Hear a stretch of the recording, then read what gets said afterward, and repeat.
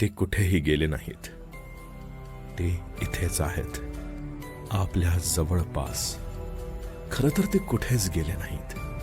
ते इथेच आहेत, आपल्या जवळपास. त्यांना निरोप हा केवळ आपल्या मनाचा खेळ. अनंत काळ गोर गरिबांच्या काळजावर अधिराज्य गाजवणाऱ्यांना आपण काय अलविदा करणार? पंचतत्वात व्यक्ती विलीन होतात, विचार आणि कार्य चिरंतन राहते. त्यामुळेच ते कुठेही गेले नाहीत. ते आपल्या सोबतच आहेत. हवे तर त्यांच्या मोबाईलला रिंग करा, अगदी तोच आश्वासक आवाज कानी पडेल. त्यांची त्याच नंबरची गाडी तुम्हाला दिसेल.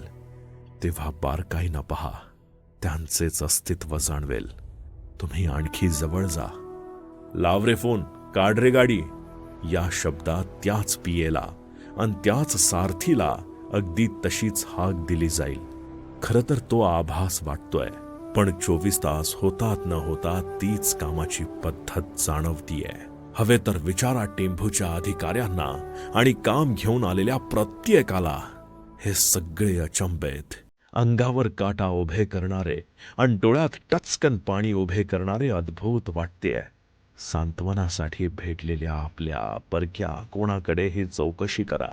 हे वास्तव जाणवल्याचे तेही सांगतील. कदाचित विश्वास बसणार नाही, पण मनाला दिलासा. हे चित्र अगदी खरंय.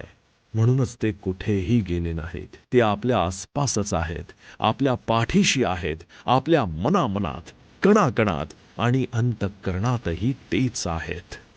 कारण शेवटी पोरकं करून गेलेल्या भाऊ या शब्दाचा अर्थ शोध शोध शोधला तर तो निघाला भैया.